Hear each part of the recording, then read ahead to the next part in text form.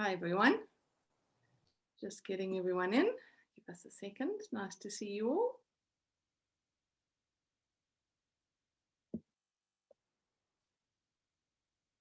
Okay.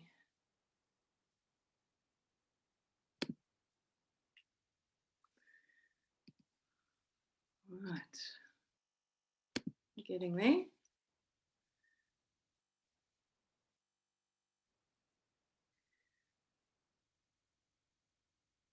Okay, nearly there. You can see everyone coming in. Okay.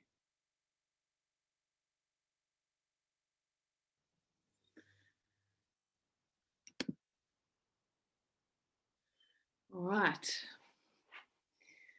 Well, we finally are. Mercury is out of retrograde and moving direct. So that's the exciting news for this week. I got some interesting insights into the energies at the moment today. I don't know about you, but in the last couple of days, I've really felt a lot more energized than I have possibly for the whole of this year so far.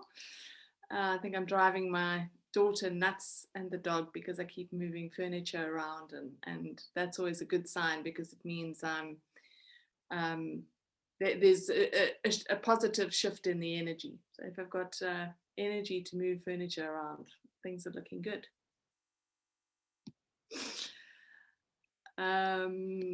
Okay, so the one really exciting thing is that with Mercury moving out of retrograde, we don't have any retrograde planets for the next 9 weeks. So that means we have 9 weeks to really get things moving forward and to get some momentum moving forward. The first week or two maybe feel a bit like there's a stop-start feeling to their energies, just because we'll be still dealing with the residue of the Mercury retrograde. But hopefully that's going to clear quite quickly, and if we can work with it, things will start to shift quite nicely for us. Again, the energy feels a lot more positive than it has in the last few months. I'm really excited about that.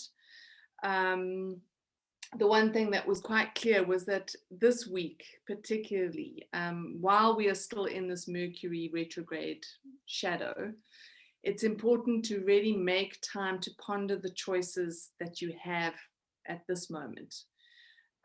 Because there has been some fogginess to things in the last couple of weeks. And so that fogginess is going to start to clear, and our mind is going to start to become a little bit sharper, and our thinking a bit clearer. So we're going to start to see things that we may not have seen in the last few weeks, just because things have been quite hazy. So the clarity is coming. You may have found it really difficult in some instances to push through things because there was so much fogginess, and you couldn't, might have felt like you didn't quite have all the answers. So now those answers are going to slowly start to emerge. And the last few weeks really have been about, in fact, I would say for most of this year so far, it's been about, the energy has been focused on helping us to shift our thinking, the patterns and the programming of our mind and our thinking that we've become accustomed to. So with that shift, there's a healing as well that has resulted. And so things will begin to feel a lot more positive. We're also going to be able to connect in a deeper way with our soul and the guidance that it brings as well. So that's some really positive changes and things that are happening. I don't know about you, but my soul seems to have taken a holiday and has been missing for most of January and February. It's been difficult, I have to say, really challenging to connect and to feel. Normally for me, my ability to connect with that aspect of myself happens very quickly, and it's the guidance is almost instant. In the last few months, it's been a real challenge. I've felt like I've had to really move deeply inside of myself in order to make that connection and to hear the guidance. And sometimes the guy, well, and most times the guidance seems to have been pretty boring, to be perfectly honest. And so I'm hoping that things are going to get a little bit more exciting. I have been given some guidance on some new work and new courses that I'm going to be doing this year. So that for me is exciting. So there seems to be an opening and a clarity that is emerging from that soul aspect of ourselves. So that's really going to start to become more and more prevalent in our lives. And I'm really grateful for it, because it really does feel like we've moved through some challenging energies in the last few months, and that the energy is starting to lighten. And I saw it last week, and I'm seeing it again this week. There's definitely a more positive element to the energies, as opposed to what we've experienced in the last few months, if not the whole of last year. Then I was also told that our focus in the coming months and possibly years is twofold. On the one hand, we're going to be encouraged to let go of the past, to let go of the old, to let go of what no longer works for us. So we're going to be coming, that kind of understanding and clarity is going to be coming faster. And our understanding around what no longer works is going to be almost instant. So you're going to have to learn to act on those feelings, that intuition, and what becomes really obvious in yourselves and in your life that isn't working. This isn't the time to wonder or to ponder. This is the time of really taking action on what guidance is coming up for you. And if you don't, to be perfectly frank, things will get challenging. So if there's something that you are hanging on to, or something that you're resisting letting go of, it's going to become more challenging. That relationship will become more challenging. How you work with it will become more challenging. So really allow yourself to move with the energy and move with it quickly, because it is quite fast paced, or it is going to start becoming quite fast paced. And then on the other hand, we're going to be told, we're going to continue to be encouraged to align with our soul and to co-create the lives that we are destined for. And then I was told to kind of write this bit down about this co-creation concept, because I think that there's often a misunderstanding of what that co-creation means, and we can often simplify it when in fact it isn't as simple as we may think. So when I was shown and told about this co-creation in the context that I'm speaking about it now, it is about creating a partnership with your soul. And how you do that is you work with both your masculine and feminine energy. So you bring those two energies into balance. You're working with your physical self and your spiritual self and bringing those two aspects into balance. And you are working with your head and your heart and bringing those into balance. So when we stand in that space of balance and alignment, we become the perfect vessel for the divine to manifest through us. And that is when we are partnering with our soul to be able to manifest what we are needing to bring into the world, what it is that we are needing to create that is completely and utterly unique to us. So last week we spoke about how we're all puzzle pieces and we're shifting and we're changing shape. This is part of becoming that puzzle piece. It's also about recognizing your uniqueness and the unique aspect of you that you are bringing into this new world, into this new reality, into this new earth that we're creating. And one of the things that we'll need to become aware of is where we are out of balance and where we are not aligned. So we can be guaranteed that those things are going to become more and more obvious, whether they are inside of us or externally in our lives, in our reality. So I'm seeing some chats coming through, and I didn't have my chat thing open. Ingrid's written here, let go or be dragged. Exactly. And as someone who has been dragged many, many times, it's best to just let it go. Not be attached to anything. Oh, Elise says it's an empath. She's been getting dragged into and caught up in her nephew's drama, and it feels yuck. Yeah. Have to stay in my lane and on the periphery and let them have their journey. Yeah. And it can be difficult. It can be really difficult when we can see them heading for the wall, but sometimes they need to hit that wall. It can be really challenging at least, and life-changing for us if we stand back and allow it to happen. I often think that we don't understand the journey that another soul has chosen, and actually what we need to do is focus on our own journey and the path that we are on, and the lessons and the learning that we are having to face, because it's never ending. This journey of awakening and healing, it doesn't stop. So even when we think that we've achieved something, and I've said it lots of times, after the enlightenment comes the laundry. So I love that's the title of a book. For anyone who hasn't heard me say it before, it is the title of a book that really resonated for me when I read it, because I thought that is exactly it. Those moments of enlightenment, we think we've got it, we found the answer, and we wake up the next morning and realize we've lost it and we don't know anything. Anyone else have anything they'd like to share or any questions they'd like to ask?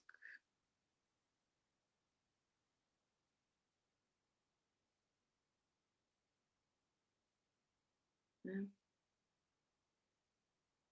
Oh, wait, we've got...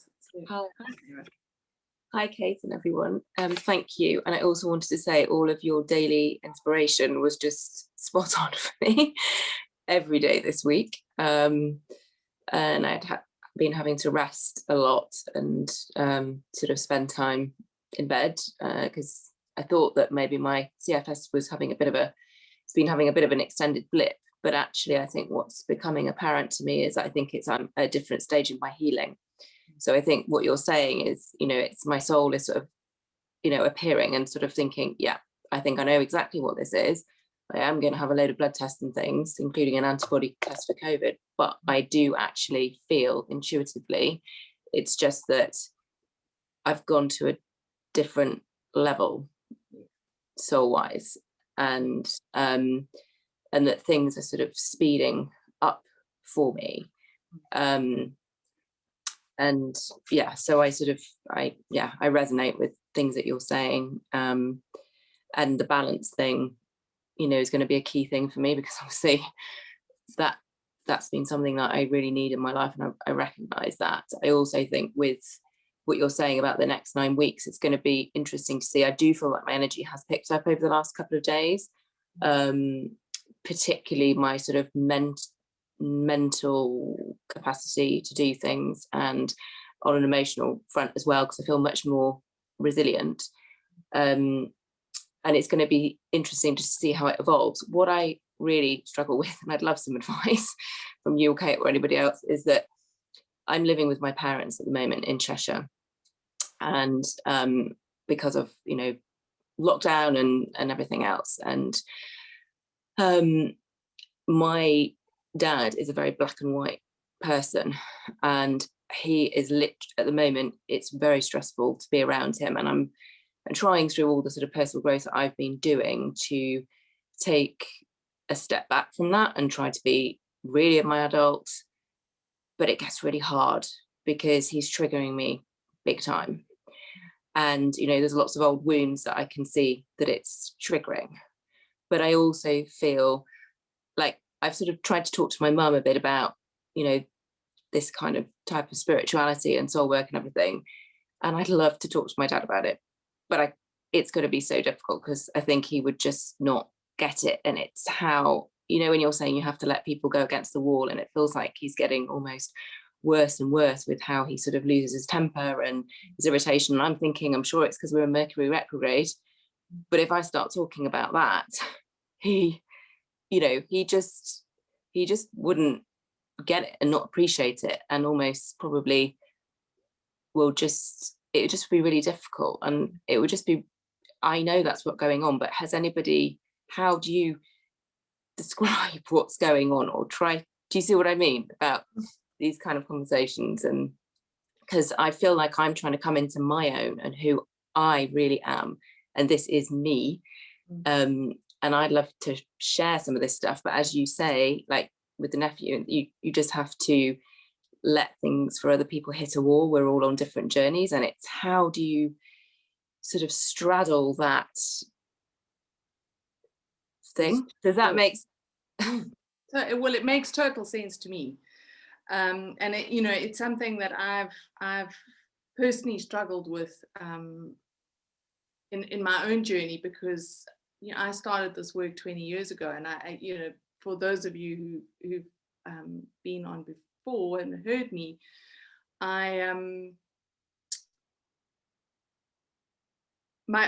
most of my family is still waiting for me to get a real job, because this isn't a real job. So it's challenging. And what, from my own personal experience and what I've learned is that I don't bother to speak to anyone who doesn't want to know. I feel that unless someone comes and approaches me and asks me for my help or my opinion, I don't give it. And I think that if we look at the world and where we are at the moment from a level of awareness and consciousness, men seem to be the ones that are struggling the most with everything that is happening. Because if we remember that the structures and the foundation of our world is masculine and sits within the masculine energy. So that is actually breaking down within them. And for a lot of men, they don't know what's going on. The chaos that is erupting within them, plus the lack of awareness or understanding of what's going on that level. For a lot of men, their ego is surfacing in quite a dramatic way, because it's that part of them that is kind of they're going into survival mode for a lot of the time, and they are clinging to what they do know. So there is this and if we think about what happens when we go into that survival mode, we have fight, flight, or freeze. So a lot of men are in those aspects of survival. And what we can do is actually just hold a space of love and compassion for them, and to recognize that actually your dad isn't triggering you, or isn't meaning to trigger you, but what he is doing is perhaps triggering within you those structures and foundations that are still sitting within you, that need to still shift and change, so that you can get to that space of having love and compassion for him, despite how he is and how he behaves and what he thinks. And because it's not about judging people and moving into that space of being critical. It really is holding that space of compassion and understanding. And it's not our job to change anyone. It really, really isn't. It is our job to change ourselves. But we are not here to change anyone else. We change the world by changing us. I mean, that beautiful saying by Gandhi, be the change you wish to see in the world. Be it yourself. Don't try and make anyone else change. And we must also remember that no one else is going to change until they feel that they need to. So it doesn't matter if we see that it is difficult for them, or that they are fighting against something that would be so easy to say, to remove. If they could just let go of the resistance, if they could just step out of their ego, all of those sort of things, it would be so easy to be able to say that to them. But until they see it within themselves, nothing's going to happen. So if you try and convince your dad that he needs to change, that he needs to be different, he is going to cling to that old, and then he's going to fight you. So my advice to you is to step out of the way and let him go through his process.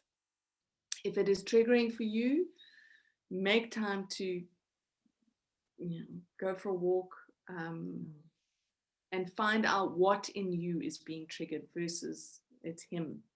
What in you is, and maybe it's something that you've inherited from him that is needing to be released. Thank you. Yes. Sorry. Yeah. Well, I was going to say that similarly, when I first started doing all this, I have a family that winds me up beyond belief and could trigger every single button and someone quite rightly said, well, they made your buttons, which is why they actually trigger every single one that you have.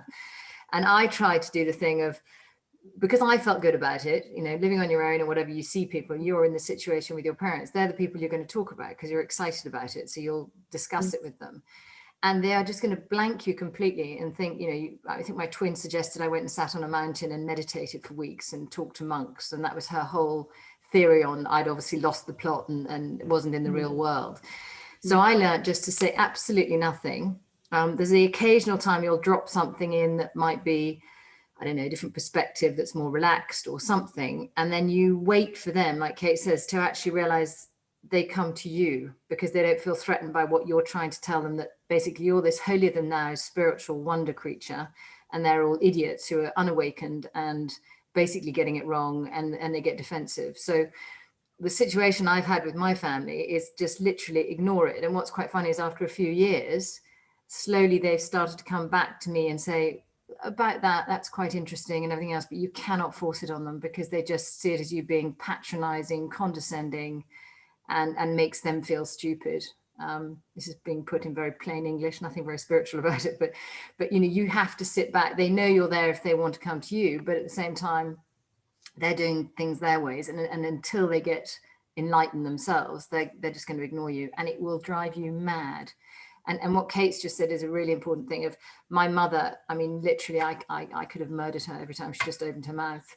And she wound me up so much. And I've done some energy work actually with Kate, and I've cleared a block or something in me that was so triggered before I even saw her that anything she said was probably going to wind me up. And it's through me changing that I can now sit with my mother for several hours and actually have a conversation with her and be fine without having that emotion. I mean, but you're stuck there with them. So it's very, very hard. But it is understanding that almost they're guilty before they start talking, because there's something in you that's so set from the way you've grown up with them that they will wind you up until that gets sorted. So first sort that out in yourself and feel strong. And then you'll find that the less you talk about it and everything else, it will all just, it works out. But it's really frustrating at the moment for you. I've been there, honestly. It's frustrating. Anyway, there is another side, is what I'm saying. You come out. Thank you both. And I do recognize, I recognize that there's something in me that's been triggered, absolutely, because I think I've done a lot of work, and I thought I'd sort of got through it sort of last year, but I think because of this time being more intense, there's obviously there's more work to be done, and it's like another layer of the onion. And I'm now trying to work out, like today I was like trying to work out what is this piece that I need to try and work on now. So yes, thank you both very much. And if I may, Sarah, something that I was hearing you saying has to do with wanting very much to share this with them. And I think that we've all been there when we are doing this work, and it's so rewarding and exciting, even when it's difficult. To share that with people who are close to us is something that I think is a natural desire. But I think that everything that Fiona and Kate are saying about waiting, as hard as that is when we want to share, just waiting for people to come to you, and doing that and finding those pieces in you that are causing the trigger. But just to acknowledge, I think for all of us, that natural desire to share is there because it's rewarding and exciting work. Sometimes just acknowledging that can help.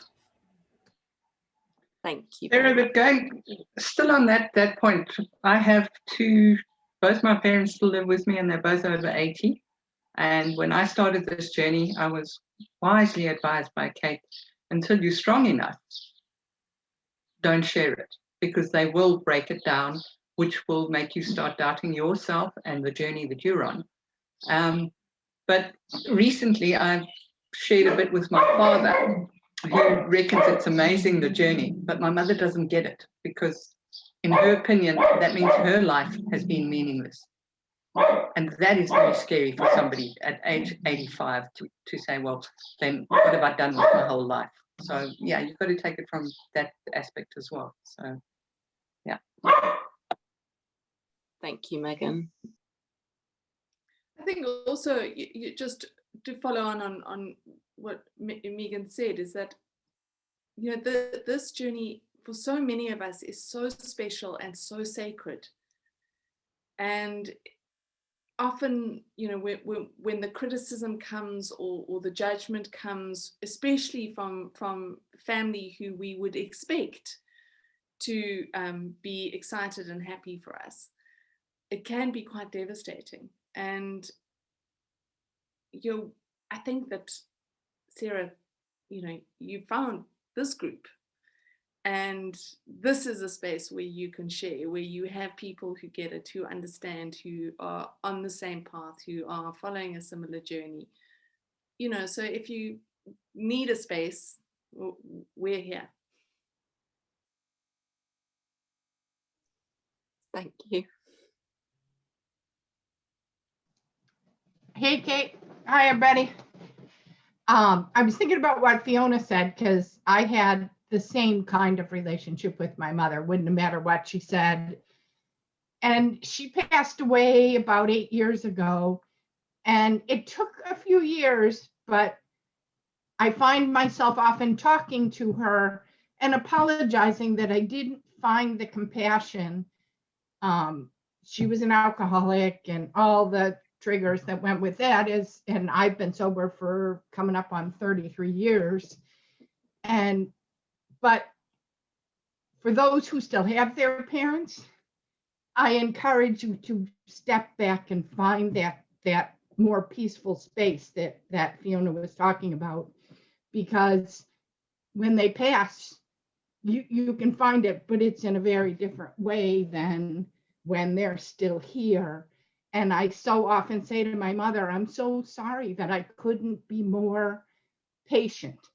You know, like I didn't have to agree with the way the choices she made, and I didn't have to talk to her after 5 o'clock. And, you know, and for a long time I didn't, by the way. You know, I knew Sunday morning was our time because she wouldn't have been drinking and whatever. But the more you can make peace with the fact that they're not here to mirror you, they brought you into the planet. And in some cases, I think our souls picked to come to parents that maybe presented our greatest challenges to us, and not to be the ones, you know, my mother was a lot of both in the years that she was on the planet. But, and the other thing that Kate was mentioning about, I call myself a recovering fixaholic, because I spent my life fixing people, trying to fix people with the broken wings. And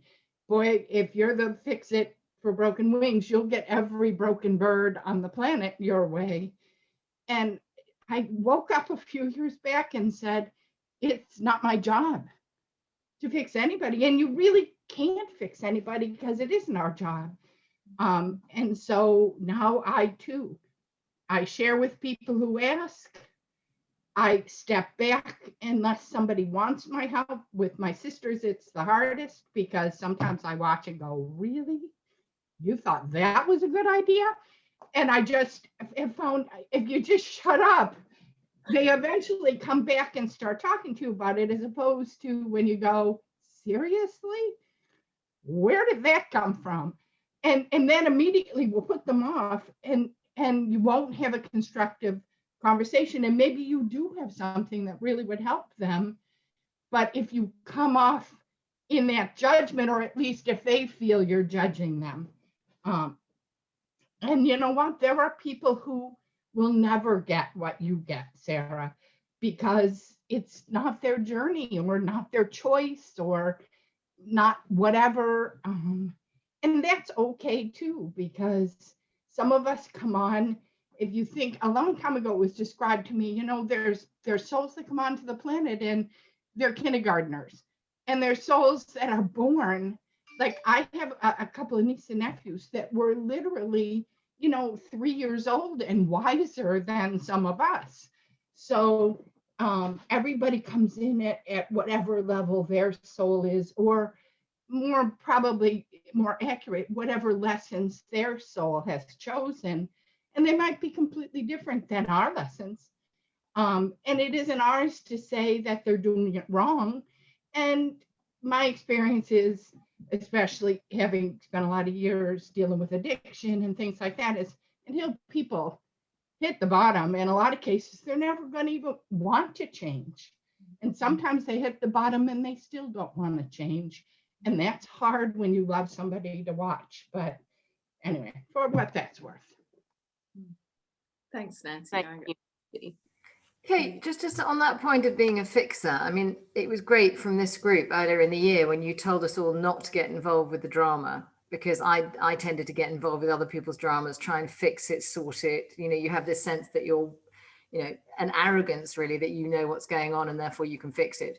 Is it our ego that gets in the way, that wants us to be the hero to fix the day? And that's acknowledging that, because I mean, it's so frustrating, like Nancy's saying, when you see someone getting it so wrong and you just want to dive in there. And it was only because you said to us, just leave it, that I did for a few months. And now it's become the natural course to actually stand back and say, I'm just going to watch them. It's painful, but I'll let them get on with it. But does that mean I've squashed a bit of the ego, or? Oh yes, it's definitely Good start. Okay. Yeah, good. Well done. I think it's also, deeper than that. It also links to our sense of self-worth, and how many people find their sense of self-worth through helping others. They don't feel good enough until they are able to actually help someone else. So that is. I mean, I had an incredible experience this week that I'd like to share with all of you, because it was just, my hope in humanity was restored. I mean, there have been many, many, many times in my life that I have been disappointed by humans and ashamed to be a human being myself. And this last week, I met with these two guys who live in a township in Cape Town.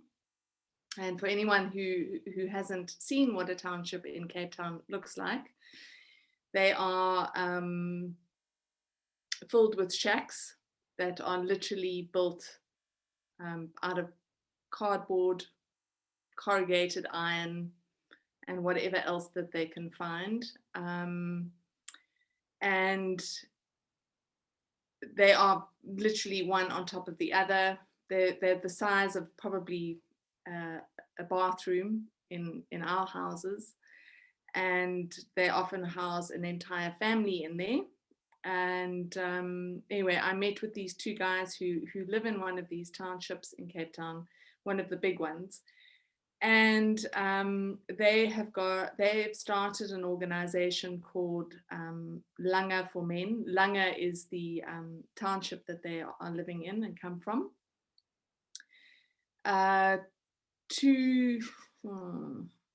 They are 22 years old. Both of their mothers died through gender-based violence. And so when they were 18, they decided that it was important to go into the schools in their township and teach girls how to protect themselves from gender-based violence. By the time they were 19 and a half, they realized that actually they needed to start teaching the boys and the men as well. So they started doing that. And at the same time, they opened up a soup kitchen, built a garden attached to the soup kitchen so that they could sustain the soup kitchen. They also started educating boys around women's cycles and menstruation and the need for sanitary products, which apparently in these townships, it is very shameful, and women don't speak about it and men definitely don't. They now deliver sanitary wear to girls in their township if they need it, because girls don't go to school in that week that they have a period. And so they've decided that needs to change. So they've done that. They are also buying school uniforms for 7 grades at 5 of the schools in their township. They also demand that any man or boy that comes into the soup kitchen and gets food has to go through their training program. So I was completely blown away. We had this whole long conversation. I could have spent all day with them. I had this whole long conversation with them about what they were doing, and then we kind of said to them, well, do you mind telling us how old you are? I thought they must have been late 20s, 30s. 22 years old. I was speechless. And what I realized then, getting back to your point, why I remembered this, Fiona, is that one of the things that I've noticed about people that come to South Africa and people that join NGOs or other charity organizations and go and work in the townships, is often what they do is they go in there not knowing anything about these areas, not knowing anything about these communities, and try and assist with their thinking of, okay, I come from a Western culture, I come from a Western environment, I need to step into your community and tell you how it needs to be and what you need to do to make your lives better. And actually what we need to be doing is stepping in, and this is where what I think is so important is stepping in and saying, what do you need from us? How can we support you? How can we help you? Not telling them what they need. And I think that is the same for everyone, is that we need to stop thinking that we always know what is best for someone else. So what I did with these guys is I actually said to them, we're going to make a list. You tell me everything that you need. And let me see, if I can help you get these things. So I have got a list of things that they need, and it's things like they want bicycles because it's quite tiring walking to deliver the sanitary products, and they need stationery, and they would like a desk. They're training the men and the boys that they're training them outside because they don't have a space to do it. So those are the kind of things that they need help with, not me telling them how they should be doing the training. And I think that, for me, it was such a good reminder of what we all need to be doing, is that, it's how do we support each other? How do we support the people that are in our lives? Not how do we tell them what they should be doing? Some people, it is their purpose, it is their journey to understand, to know, to become aware of the cosmic energies and the influence that they have on them.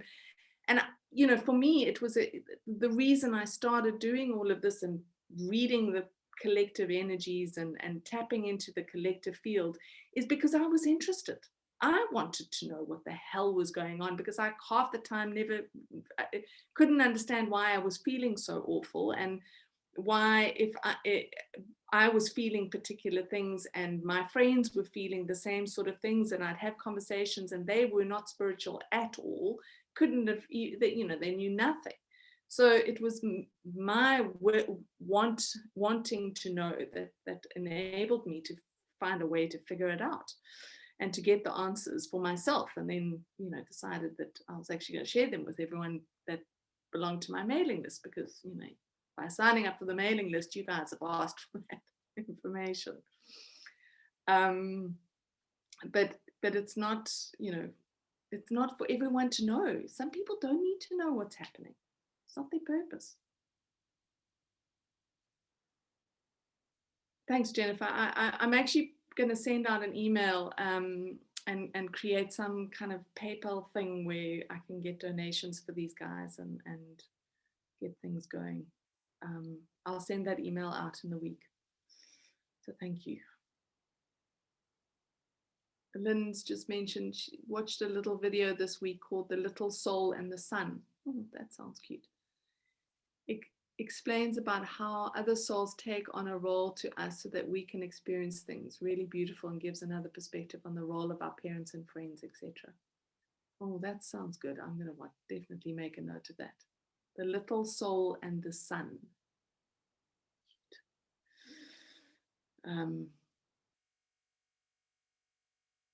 Yeah, I mean, I also think for a lot of us, you know, our parents have been a real challenge. Families have been a real challenge. But without that challenge, would we be the people that we are today? I don't think I would have. And I'm still working through my own stuff around, you know, the mothering that I received. On an intellectual level, I see the benefits, but, you know, on an emotional level, I still struggle to get beyond the hurt, I suppose it is. You know, so it is a process, and there are layers and depths that we need to move into. I think, Kate, can I just say something about that as well? I think what in the last 2 days, I have sort of had a bit of a flip, like sort of changed my thinking also with my dad, just thinking, okay, try and see this as a gift, which sort of really does line up with what all you're saying about obviously trying to find out what are the triggers in me. So I'm trying to think, okay, how can this be a really good thing?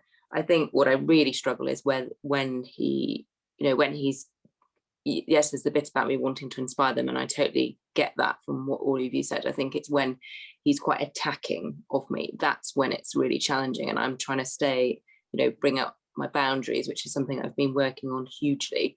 I think that's the big challenge. So it's the balance between the two about what triggers me, but also when it is actually more of a verbal attack.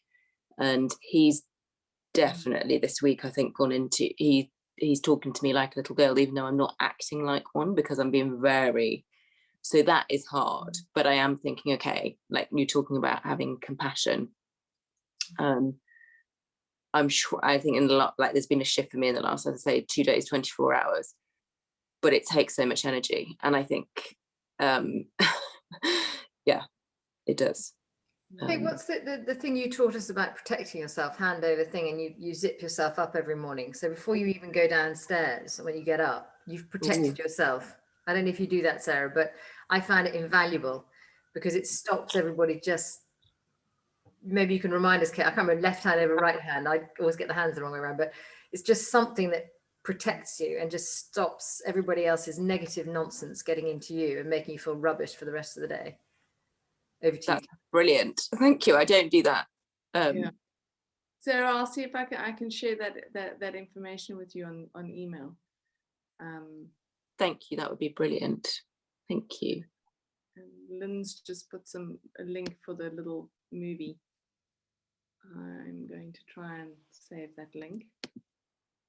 Okay, I've opened up YouTube. It's a good start. Okay.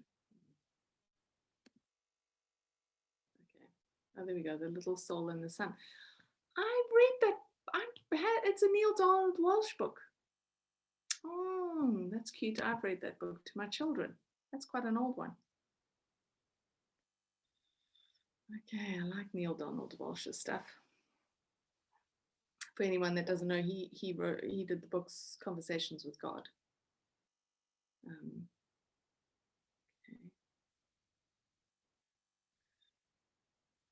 Anyone else have any questions or anything else they'd like to share? Just one little tidbit. Thank you for the confirmation that things are feeling more energetic. Yesterday, Fiona, I got things cleared from my closet. I managed to reduce my clothing by half Oh, well done, Jennifer. Woohoo. And I was thinking, okay, Fiona said 25 boxes. I've done 2 bags. I've got a ways to go, but this is a good start. What's funny today is I've actually moved about 20 boxes into, I'm in my new flat now, and my niece actually helped me today. But this morning I just got up and I just filled this whole load of boxes so we could get 2 carloads in. And I said to her, I've got the webinar at 3:30. And she said, you can't miss that, because she's really into the idea of you, Kate, now, which is great. She will be in touch. But what was quite funny is that she knew how important the webinar was. She said, we're going to sort your kitchen out in the next 45 minutes. So we had this kind of challenge Annika thing going, of where within 45 minutes, we'd unpacked everything. It was in the kitchen, just in enough time to come onto the webinar. But as I did it, I just suddenly thought, I'm not going to bring that up to Jennifer this week, just in case she hasn't started. But as you've said that now, I can say I'm still on a roll. No, always bring it up because it's inspiring.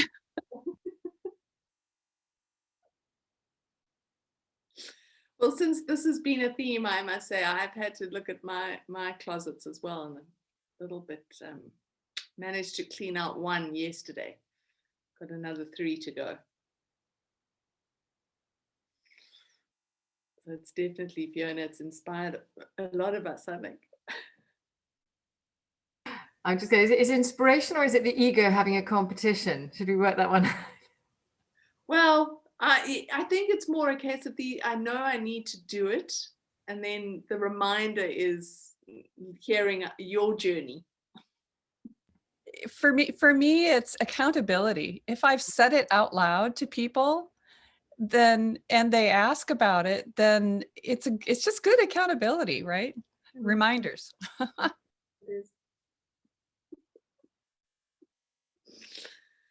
Good. Well done, Jennifer. 2 bags is a lot. Hey, Kate, I haven't moved my furniture in 20 years. Nancy, I'm afraid I do it on a regular basis. I drive my children insane because I can't move everything on my own. So I shout for one of them to come and help me. And invariably there's a fight because they don't want to help me because they know I'm going to move it in 5 minutes again. So, Nancy, you did take down your Christmas tree, so that's progress. Nancy, my biggest problem as a designer is I'll go into other people's houses and before I know it, I'm moving their furniture.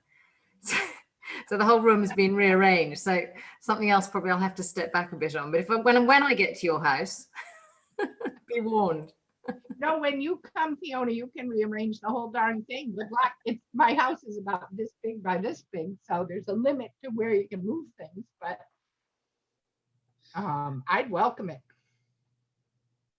well, maybe I studied interior design. That's what I did when I finished school. So it might be a designer thing that we need to move furniture around. I also go into now that my eldest daughter's moved out of home and is in her own home, I walk in and she says, don't tell me what to do. Do not tell me what to do in my space. I like it the way that it is. I have curated it myself. I have to learn to. And the temptation to say, but don't you think that maybe that would look better over there? Being told that I'm not allowed to go there if that's what I'm going to do.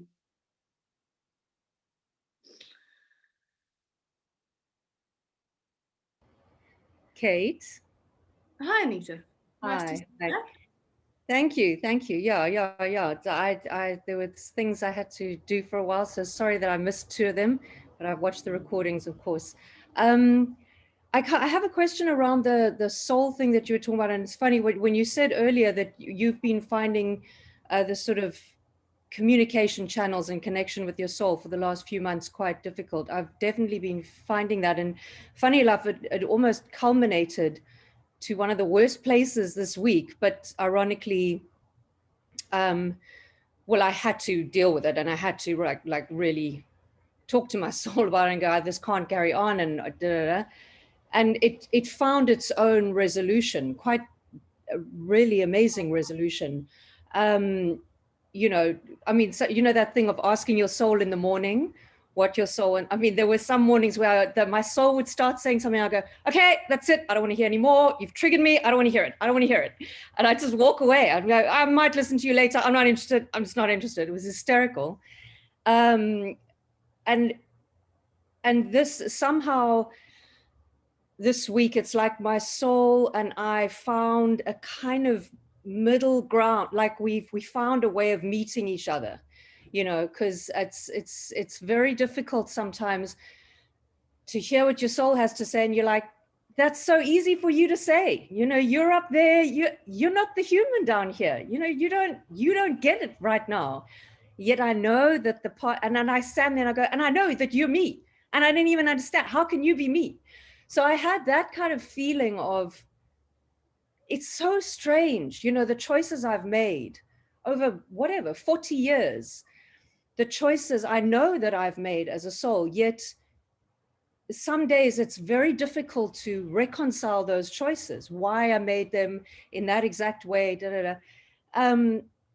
So, but yet somehow I did come to a place of acceptance. And that was the one big thing that my soul said this week was acceptance. You've got to work with acceptance now. It's you can't, you know, but I think my question is sort of twofold. And one is, to what degree, and this comes a little bit out of something Caroline Myss talks about. She talks about it a lot, about the questions you sort of have the right to ask and the questions you don't have the right to ask. And I totally understand where she's coming from, but sometimes I struggle with that because you know me, I'm a very questioning person. I'm curious, I question all the time. I constantly analyze and want to go deeper. You know, so sometimes I wonder, should I even be asking my soul these questions, number one? And then the other part of my question is about, I think I've asked you this before, but long ago, you know, when we get out of this life, right, and we go into that sort of review process, do we have any opportunity in your mind, or to whatever, in your thinking, do we have any opportunity to sort of have a conversation from a human perspective with our soul, but not like trying to hear the whispers, actually having a, you know, so is it just like we get out of this life and then we go into spirit and then we can never have that? That's what irritates me. It's like, you know what I mean? There'll never be that. Anyway. Well, I think it's because, Anita, essentially, you know, we can't take our ego aspect with us when we die. We become completely soul. And so we're operating in that space. So, you know, it's the ego aspect of us that wants to have that conversation with the soul and say, what the hell were you thinking? You know, and I mean, I've had that conversation with myself too. I you know, like, really, this was a bad choice. But getting back to that question around the questions we can ask and the questions that we shouldn't ask. I know for myself personally, if I'm asking a question that I just get no answer. I get nothing. Or I get, everything's fine. Everything's okay. Don't worry about it. You know, I get that kind of affirmation that it's all fine. And I mean, you know, there are times where I come out of that space of meditation or connection and kind of hop up and down in a bit of a rage, saying, well, you know, actually I need those answers and I want those answers because they're relevant to where I am and the challenges I'm facing now. But from a soul perspective, those challenges they're not really challenges. And it is that space of acceptance. And I think the acceptance is, we don't understand from our human perspective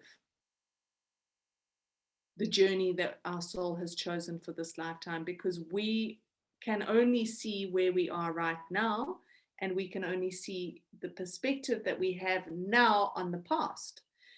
But actually, as we grow and as we change and as we evolve and as we heal, our perspective broadens. And you can ask yourself, how many times have you looked back on the past And because your perspective has shifted or expanded, you see something different.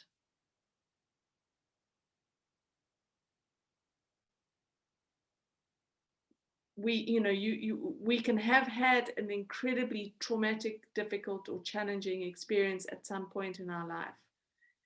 And we could carry that trauma with us, covered in the feelings and the thoughts and the anger and the bitterness and the pain and the hurt and the suffering. And so our perspective is clouded with all of those negative emotions. But then we get to some point in our lives where we are given the opportunity to heal that trauma. And then our perspective changes completely. Then we look back at it and we think, well, wow, if I hadn't had that experience, then I wouldn't have done this and I wouldn't have done that and that wouldn't have happened and I would have started this journey and and suddenly it all starts to make sense as to why we've had that experience. So acceptance really of the fact that right now our perspective is limited. Right now we can't see the point of a lot of the things. But we have to trust that there is purpose in everything, that there is purpose in the challenge, that there is purpose in the pain, that there is purpose in the struggle that we're in. And Sarah's brought up a beautiful example of having to live with your parents again. I mean, that's incredibly challenging. My parents have been divorced for 20 something years, and at some point in my adult life, I've lived with my mother and then with my father as well. And I found both times pretty challenging, one more than the other, but it's challenging. And what it brings up in us are things that we do need to look at, that we do need to heal. And if we can move into a space of accepting, this is the space that I'm in, trusting that there is a purpose why we are in this space, and trying to unpack what is it that's coming up for me? What are the feelings that are coming up? What are the thoughts that are coming up? What is the patterning? Rather than what are the external circumstances? What is happening in me that I can shift, that I can change, that I can heal, that I can let go of, so that the circumstances I find myself in may not be different, but my reaction to them is different. My response to them has changed because I am now changed. So I'm no longer seeing it as pointless or as challenging or as difficult. I'm seeing it as something that is useful for my growth and my healing. I mean, Pam's written, for me, it's been letting go of the need to know and acceptance and trust. Yeah, I mean, that need to know is something very human. I mean, we can never really know everything. I mean, our human mind does not have the capacity to know everything. And probably if we did, would we embark on the paths that we are on? I mean, if I think back and had I known, I did know that I was going to be on this journey. I was about to say that I didn't know, but I did. I was told at the age of 19, but I couldn't see it. I was like, well, don't know how that's going to happen, but this is the life I'm choosing. And that life got derailed. I have a question. Do you suppose that our way of not knowing is a path of learning a different kind of knowing? Yes. Yeah, I completely devoured the book that you recommended recently on, I'm forgetting the name of it right now. I'll look it up and put it in the chat. But it talks about that. Is that the one I mentioned to you this week? Yes. The Bringers of the Dawn. Yes. Yes. Thank you. Yeah, I consumed it all at once. I mean, I did. Lots of walking around in between cleaning out my closet. Good. In audiobook. I did it in audiobook. Yeah. Yeah. Yeah. Yeah, good. I mean, I think that knowing, there are two types of knowing. There's the mind part of us that wants the answers because it's linked to our ego that needs to know the answers so that it can control the outcome. So it can control the circumstances that we find ourselves in. And then there is that other soul knowing part of us that doesn't need to know the details because it knows that the details are not important. Yeah, what is that saying? It's not the destination, it's the journey. It's that kind of knowing. It's that knowing that we're on this journey, but it doesn't really matter what the destination is, what it looks like, how it's going to feel. But that head part of us, that mind ego part of us wants to know, where am I going? What is it going to look like? What is this path going to hold for me? And how am I going to manage it? Am I going to be hurt? Am I going to get what I want? Am I going to get what I need? That's the mind part of us trying to control it.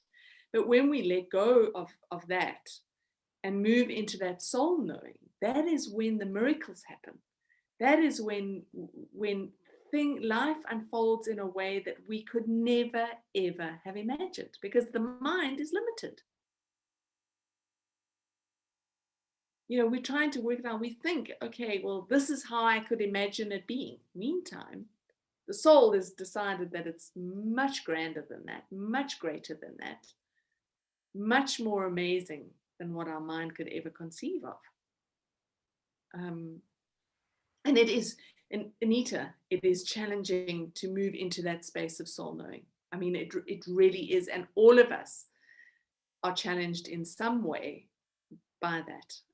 It's and what I find when I find myself going into that need to know, or that need to control the outcome, or need to even know the steps that I need to take and how it's going to work out, and when I go into that space, I recognize that within me I've come out of alignment.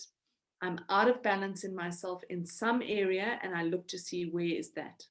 Where am I out of balance? Where have I stepped out of that space of alignment, of true alignment with my head and my heart? Because when that happens, that's where the trust is. That's where you live from this place. And this place I've spoken about before, making decisions, placing your hand here. This space is where your soul sits. So when we have that balance between our head and our heart, we're sitting here. And then we don't really care. Life will unfold in the perfect way that it's meant to unfold. No, thank you for that, Kate. And I was going to say that's exactly funny. That is how it worked out. So I'm glad that it happened how it happened this week, because if it hadn't happened like that, I wouldn't have come to such a place of acceptance, and I wouldn't have come to the soul knowing, because I wouldn't have sort of pushed myself there. And once I was, and the funny thing is how it even happened. It's almost like it wasn't necessarily a moment. It was helped this week by something I had to do, which is draw. And I'm not a drawer, I'm a writer. I have drawn in my life. I sort of gave it up, but now I had to draw. I had to create a book cover, and I had to do it from scratch. And just sitting there, just focusing on the drawing, which is a very free form of art compared to writing, which is, some of it's free, but a lot of it's not free, is something. It's like my mind wasn't thinking in the same way, because I was drawing and not writing. It wasn't words. Words are, structure, and the drawing is so much freer, and something kind of just settled in me. And once I was in that place of soul knowing and acceptance, when I thought of the questions, or especially the one question that I'd asked my soul, I actually thought, it's like, I don't want to be the kind of person that needs to ask that question. And I know I don't want to be that person. So why am I being that person? It's actually that simple. I don't want to be that person, so I'm not going to be that person. You know what I'm saying? I don't know if that sounds a bit. No, I know. I do, and I do hear what you're saying. I like what Pam's written here. She had a beautiful message from her soul. My past is not my future, and my future is not my past. Thank goodness for that. Fiona's written, if you always want to know, your mind never switches off from the search. Then you start over-analyzing too much and come to endless non-proven conclusions for the sake of having an answer. Exactly, the non-proven. Nancy says, I keep saying on a post-it on my computer screen, maturity, one discovers, has everything to do with the acceptance of not knowing. I like that one. I especially like that it says one discovers, because that says it keeps it, that discovery just keeps on going, right? On a regular basis, I keep saying I haven't got a clue what I'm doing. I have no idea. Certainly makes Kate, sense. one of the gifts I think of aging, and there's a lot of downside to aging, you know, harder to get up out of the chair, whatever. But one of the gifts is that I can look at things, and in this Mercury retrograde, a lot of things came up either for myself or watching other people make decisions in a way I might have in the past, but I don't. I'm able to step back now and go, I don't need to engage, especially in work stuff. I watch that what goes on, and I just sit back and go, yeah, 2 years ago, I would have had to jump into that head first and get in the muck with them. And so there's a gift to being able to grow, and you never really get to the end of the journey, or I guess till you die, and then it's a different journey. But if you can appreciate the fact that we don't make the best decisions every time, but if next time you look back and go, if what you learned out of that decision, or how many times the rug's been pulled out from under me, losing a job or divorce or all those things, and you can look back and go, like you said earlier, I get it now. I know why that happened to me. I would never have met all these people had I not switched jobs. I never would have moved to Boston had I not got divorced. I never would have. And you can appreciate when you can step back from those questions. And the other thing I want to say to Anita is, why don't you sit down sometime and take a notepad and demand answers from your soul and see what happens. I mean, you want the human perspective. You probably shouldn't wait till you die, because you won't get that. But if you ask now and just go, tell me now, and maybe a year from now, ask the same questions and see how the answers differ. And sometimes, I think that's a good point, Nancy, because sometimes the answers differ because we've changed, our perspective has changed, circumstances have changed. So it's an evolving answer rather than something that's set in stone. Aren't really all answers kind of evolving answers? I mean, things that you're just so sure of. You know, I look back now and I just go, oh God, you know, the things, the decisions I made or the things I did, and I don't beat myself up about it, but I'm pretty sure I wouldn't make the same decision again. Anita, I want to say thank you for bringing up the drawing. That's a brilliant suggestion. I'm going to try it. Thank you for bringing that up. It's a good one. Yeah, it just engages a whole nother part of you. I actually felt like, I have to say, I felt so much like the little girl that I was. I would sit and play by myself for hours when I was a little girl, so contented, and it calmed me down. It calmed me down in a way that the writing doesn't calm me down. I think the writing is just more, you kind of, yeah, you stimulate it all the time. You kind of, but the drawing, it just like, it was amazing. So definitely try in whatever form you like. Yeah. Well, so you're a writer for a living, yeah? Yeah, I am a writer. Yeah, Yeah. I am a writer. It's been a different kind of writer through my life, but yes. Writing is also a big part of my job. So I think that I really relate to what you're saying. Yeah.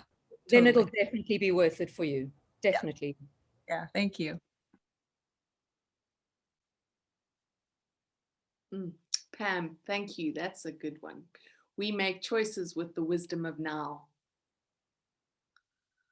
Oh, that we need to make a note of, because that needs to be another post-it on the computer screen.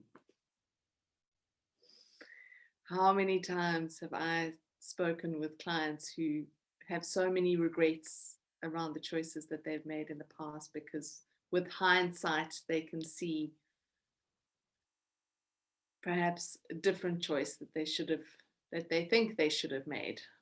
But actually, we make the choices we make in the moment with the understanding and the knowledge and the wisdom and the clarity we have in that moment. There are no wrong choices. Thanks for that, Pam. Nice to see you. Your little thumbs up.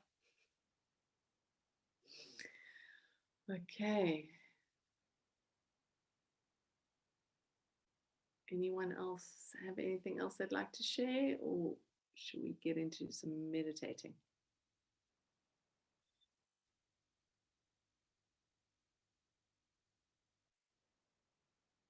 Okay, good.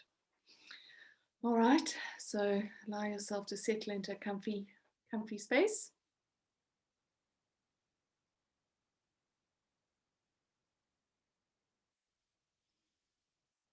And when you're ready, just closing your eyes and drawing your awareness to your breath.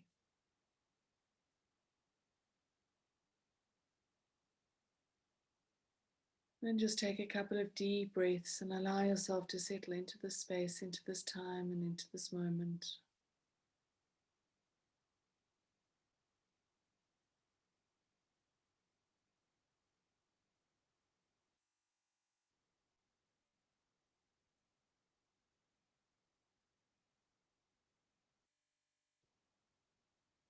And for this time, just allow your mind to still.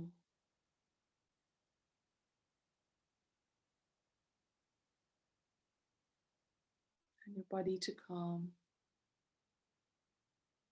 and relax.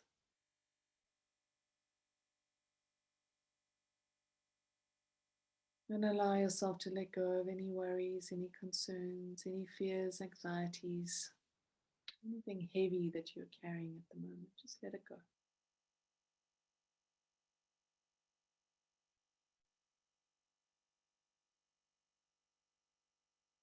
And allow yourself to settle into this time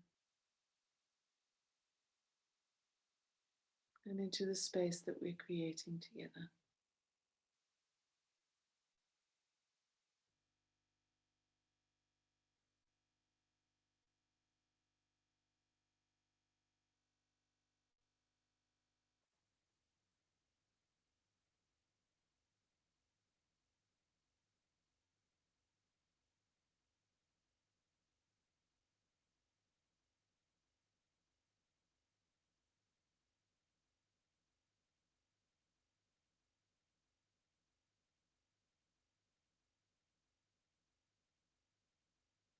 And allow yourself to move your awareness into your heart center.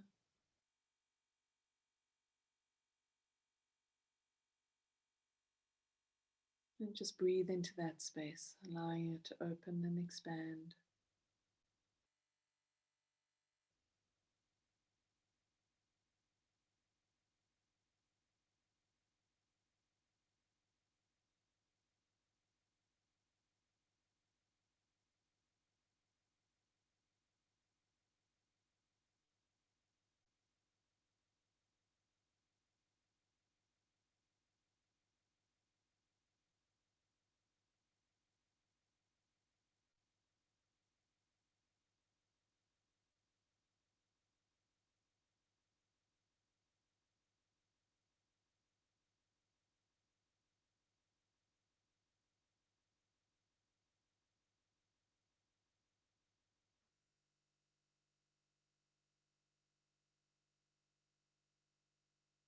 And in your mind's eye, see yourself standing at the top of a mountain.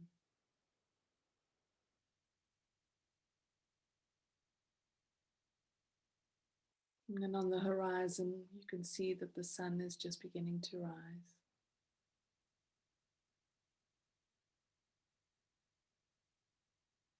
And that the valley below is still in semi-darkness.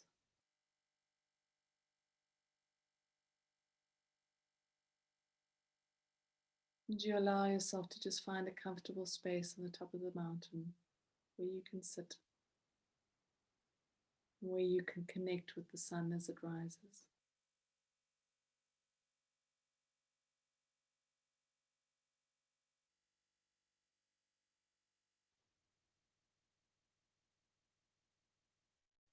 And just allow yourself to observe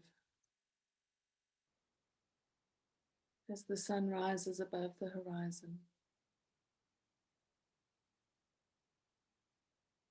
Notice how it does so effortlessly.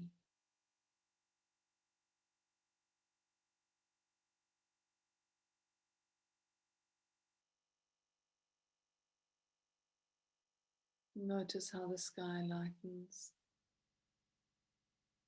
beautiful colors. Notice how the light begins to touch the trees and how slowly the valley below comes to life as the light touches it.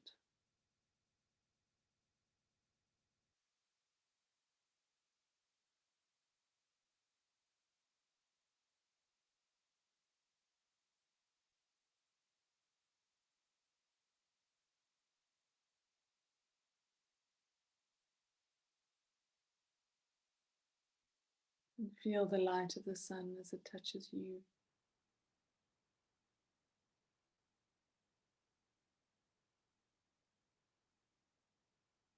Feel its warmth.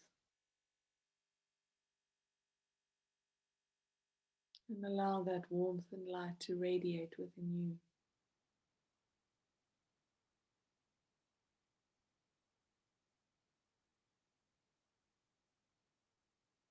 Feel yourself connecting to the sun.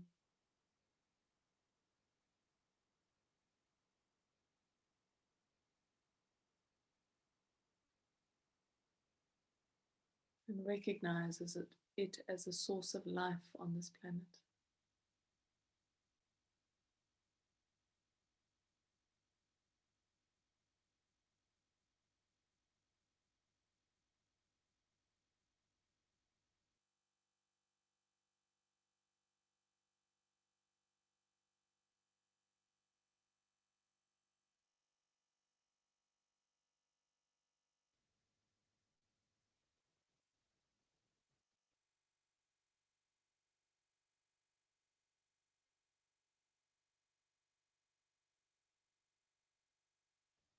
And allow yourself to be bathed in its light, in its power, in its energy.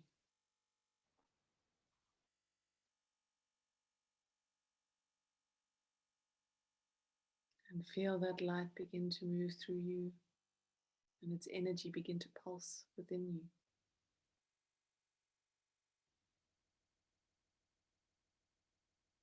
Awakening your spirit and the life force that you hold within you.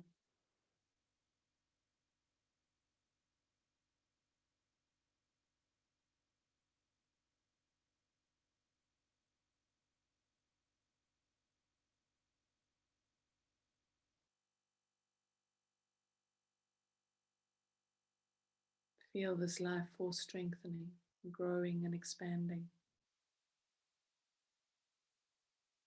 Moving into the cells of your body.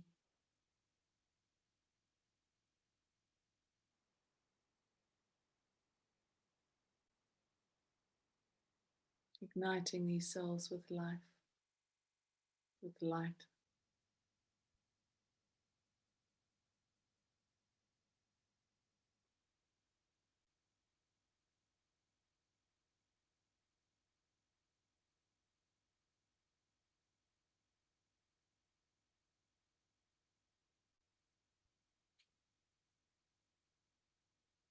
Feel that life force energy moving into the organs in your body.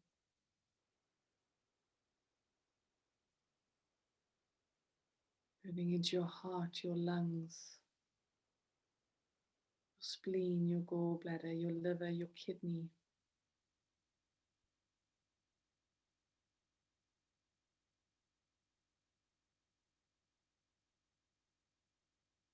Moving into all the different organs in your body. And bringing them life force energy and light.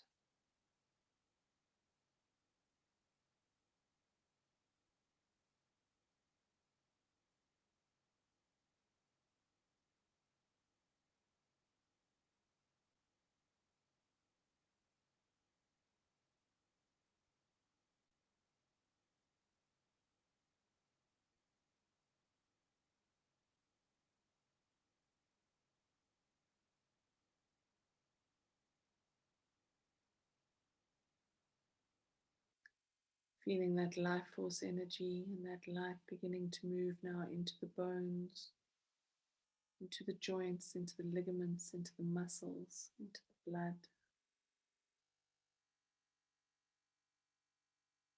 Feel it energizing, strengthening all the different parts of your body.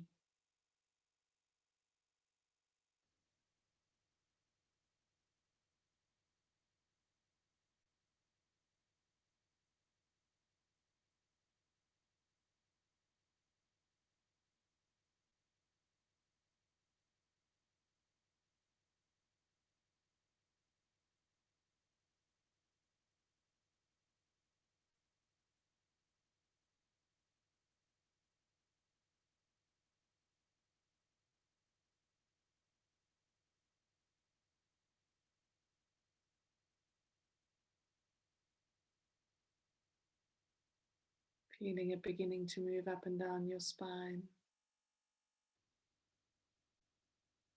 and through the spine into the different chakra points.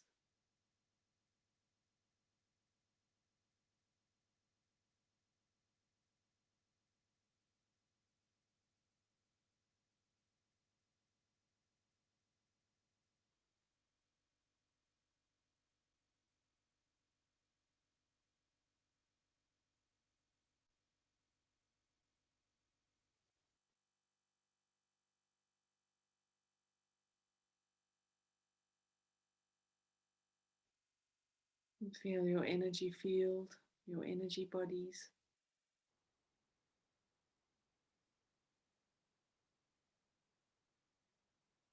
Filling with this life force energy, with the light of your spirit.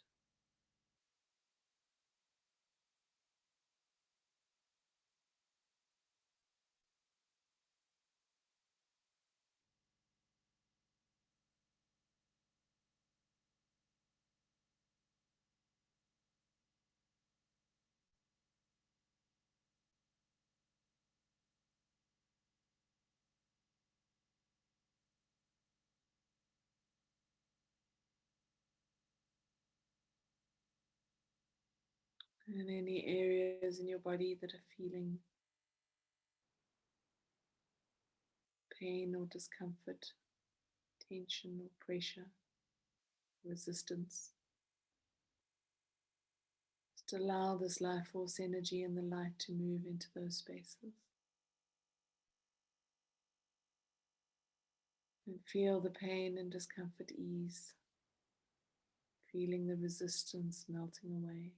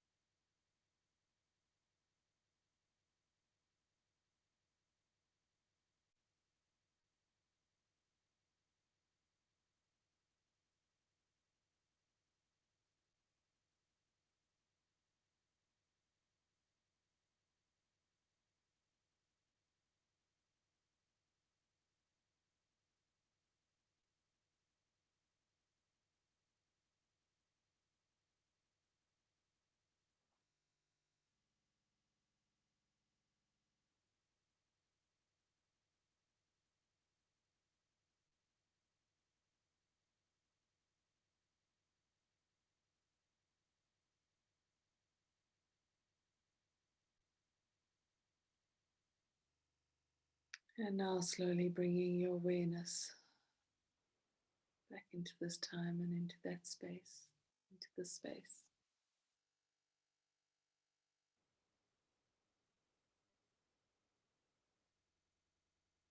Feeling the light settle around you. Feeling your life force settle around you.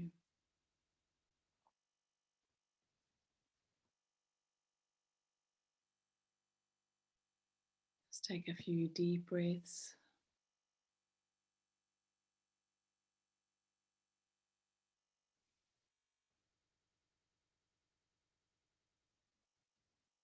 Settling back into your body. Move your fingers and your toes. Open your eyes when you're ready.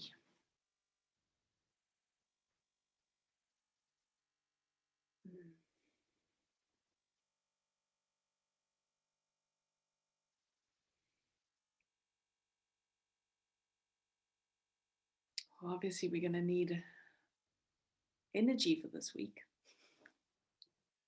to get all the things we need to do done.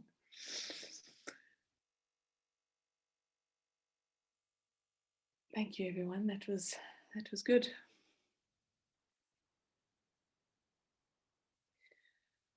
And Fiona, I was trying to remember that technique that you were talking about earlier for starting your day, and it actually comes from the energy management course, which is actually available on my website at the moment as a downloadable or video thing that you can watch. So if anyone wants to have a look at it, just let me know. Okay, thank you, everyone. It's always been a real pleasure. And I look forward to connecting with you next week. Have a good week. Thank you very much. And Sarah, just remember to breathe. Anytime it annoys you, just breathe. Good advice, Fiona. I will. Thanks, Kate. Beautiful. Always. Thank you, everyone. Thanks, Nancy. Have a good Thank week, you, everyone. Kate. Sorry. Bye, Thank you, everybody. Kate. Thank you, everyone. Thank you, everyone. Thanks, Kate. Bye.